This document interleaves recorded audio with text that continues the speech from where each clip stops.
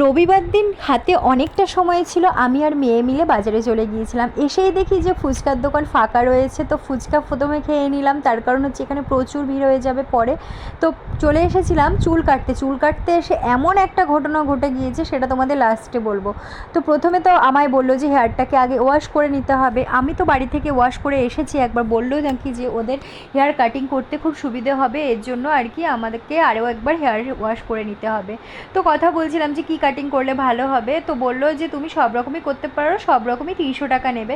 তো আমি বললাম যে আমি স্টেপ কাটটাই দেবো, যেহেতু এর আগে একবার দিয়েছিলাম। তো আমি বলছিলাম যে আমাকে একদম ছোট করে দিতে, তো বললো ছোট করলে বেশি ভালো লাগবে না, কিন্তু আমার চুলগুলো সব পড়ে যাচ্ছিলো, তাই ভাবলাম একদম ছোট করে ফেলবো।